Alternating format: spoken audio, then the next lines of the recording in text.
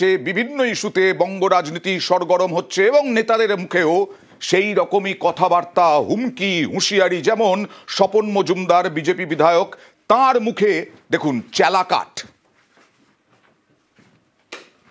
এই পুলিশগুলো যখন এই সাধারণ মানুষের গণধোলাই খাবে, তখন ওরা আসল যে ওদের কর্তব্য দায়িত্ব বোধ সেটা তখন হয়তো আসতে পারে। আপনারা প্রত্যেকটা পাড়ায় পাড়ায় জোটবদ্ধ হন, চলাকাঠ ধরে পিটাবেন, একদম সোজা চলাকাঠ ধরে পিটাবেন, তবেই এদের আসল শিক্ষা হবে। যে দালাল পুলিশগুলো দালালি করছো, খাল খিচে নিয়ে আসবো, একদম দায়িত্ব নিয়ে বলে যাচ্ছে। আর যে টিএমসির গুন্ডাগুলো ভাবছো পুলিশ বাবাদের নিয়ে পার করবো আমরা, পুলিশ বাবা বাঁচাবে, পুলিশ বাবা কিন্তু বাঁচাবে না। আগামী দিন বদল হবে, বদলাও হবে। একজন বিধায়ক, তিনি স্বপন মজুমদার, তিনি বলছেন পুলিশকে পেটানোর নিদান দিচ্ছেন। কথা বলবো প্রতিনিধি অনিরুদ্ধর সঙ্গে। অনিরুদ্ধ একজন বিধায়ক, তিনি আইন প্রণেতা, তার মুখে পুলিশকে পেটানোর, কোথাও আইন শৃঙ্খলার সমস্যা হতে পারে না এই রকম কথাবার্তায়? তিনি এরপরেও কি একই কথা বলেছেন?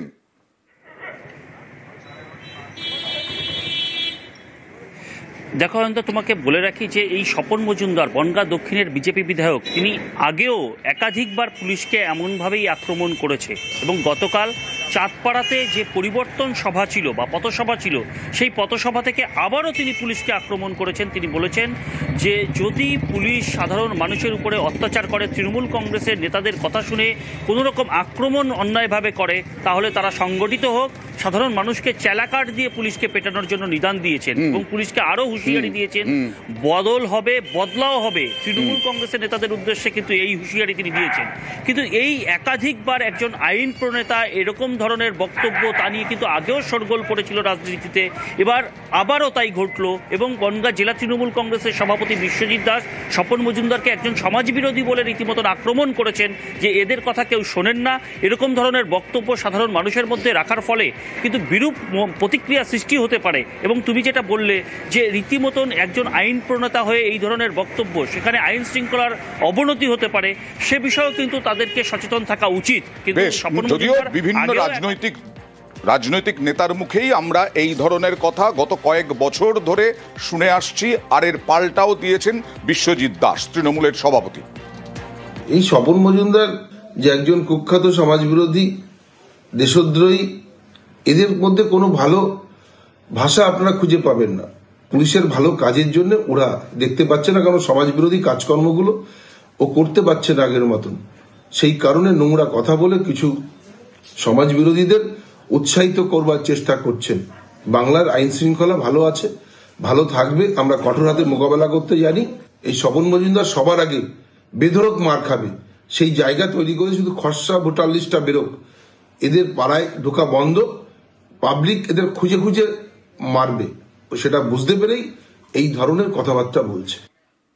এবার দেখাবো গয়েশপুর পুরসভার অবস্থা, গয়েশপুর এলাকার অবস্থা। সেখানে পুলিশ আছে, সিসি ক্যামেরা আছে, কিন্তু বেশিরভাগ সিসি ক্যামেরাই অচল। ঘটছে ইফটিজিং, ছিনতাইয়ের ঘটনা। পুলিশের ওসির ভূমিকা নিয়ে প্রশ্ন উঠছে। কোনো জায়গায় সিসি ক্যামেরা ঠিক মতন দেওয়া আছে কি না আমি জানি না। যেমন অনেক বাড়িতে থাকে না, কুকুর হইতে সাবধান, সিসি ক্যামেরা হইতে সাবধান লেখা থাকে, হয়তো খারাপ ক্যামেরা শো করে রেখেছে। আইন শৃঙ্খলা খুবই খারাপ।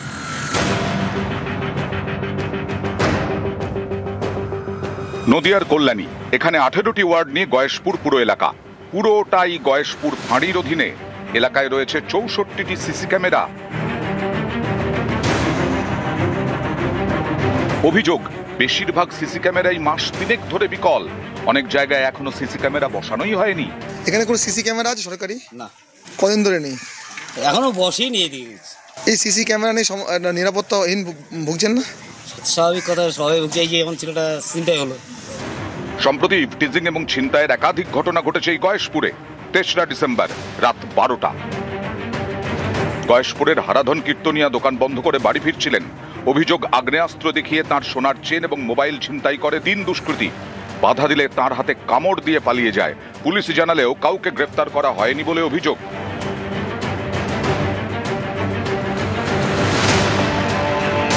3 জন ছিল বাইকে।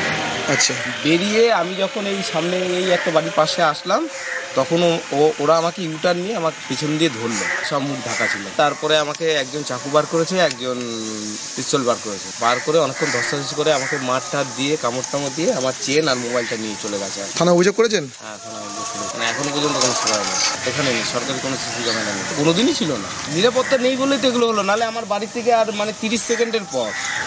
কল্যাণী থানার অধীনে গয়েশপুর ফাঁড়ি ওসি জয় দাস 2022 থেকে একই চেয়ারে, একই সঙ্গে তিনি রানাঘাট পুলিশ জেলার ওসি ক্রাইমের দায়িত্বে।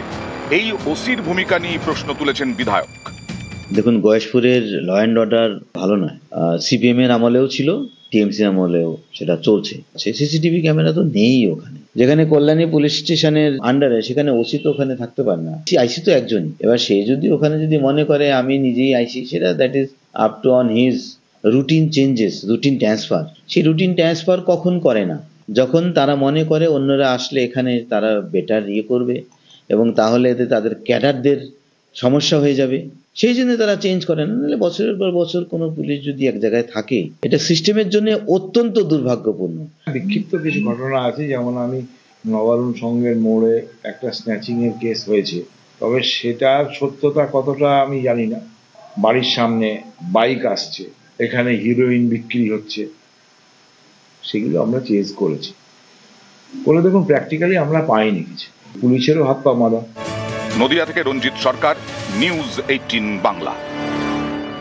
আর বলাগড়ে থানা ভাঙচুর, হামলা, থানায় একজন মদ্যপকে তুলে নিয়ে এসেছিল পুলিশ, আর যুবকের তারপরে রহস্য মৃত্যু তার জামিনের পরে। আর সেই নিয়ে ব্যাপক উত্তেজনা এবং থানা ভাঙচুর, থানায় হামলা। দেখুন সেই ছবি।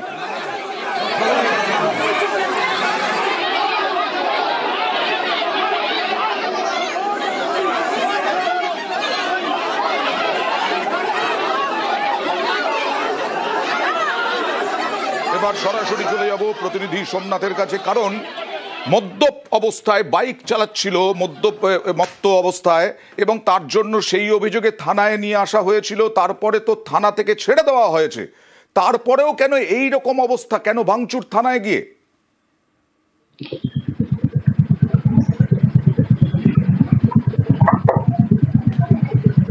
সোমনাথ।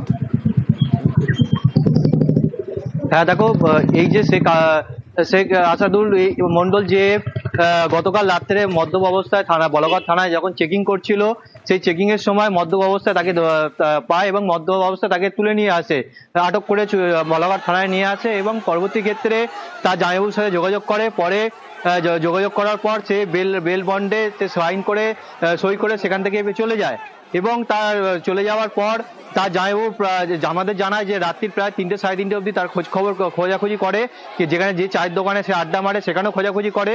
কিন্তু আজ ভোরবেলায় বলাগড় যে রেল লাইন রয়েছে, বলাগড় স্টেশনের কাছে যে রেল লাইন রয়েছে, রেল লাইনের পাশেই সে মৃত অবস্থায় পড়ে থাকতে দেখে গ্রামবাসীরা।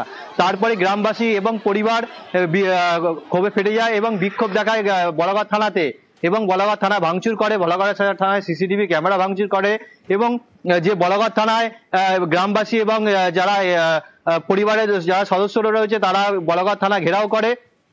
বেশ কিছুক্ষণ এরকম তাতে বলাগড় থানা থেকে উচ্চ পুলিশের কি দায়িত্ব, কেন এরকম ভাবে ভাঙচুর চালানো হলো, কাউকে কি গ্রেফতার করা হয়েছে, এই প্রশ্ন উঠছে। আমাকে রাত্রিবেলা ফোন করে, তখন 3টে বাজে, ফোনটা আমাকে করে বললো যে এরকম আমাকে তুলে নিয়ে এসছে থানা থেকে, তুমি একটু কাউকে ফোন করো, দিয়ে ছেড়ে দিতে বলো। আমাকে মেসেজও করেছে, আমি থানায় ফোন করলাম, চন্দন বলে একজন আছে, বলছে না ওরকম ভাবে ছাড়া যাবে না, টাকা না দিলে ছাড়া যাবে না। আর দেখো ওর কাছে অনেক টাকা রয়েছে, ঠিক আছে, ওকে বলো কিছু টাকা দিয়ে ছেড়ে দিতে। ও কি করতো? প্রোমোটারি কাজ করতো। তুলেছিল কেন? রাস্তার ধারে দাঁড়িয়ে ওখানে বাথরুম করছিল, একটু নেশাগ্রস্ত অবস্থায় ছিল, কারোর সাথে তো অশান্তি করিনি, ঝামেলা করিনি, এলাকা থেকে ওরা কেন তুলবে? তারপরে আমি এখানে আসার আগে ওর ফোনটা সুইচ অফ হয়ে যায়। আমি ওকে সারা বলাগড়ের পুরো এদিক ওদিক পুরো চারিদিকে খুঁজে বেড়াই, কোনো জায়গায় ওকে আমি পেলাম না। আমি ওখান থেকে সোজা বাড়ি চলে যাই, আমি জানি ঠিক আছে যেখানে যাক সকালবেলা বাড়ি ঢুকে যাবে। দিয়ে সকালবেলা আমি হঠাৎ শুনি যে এইরকম ঘটনা হয়েছে।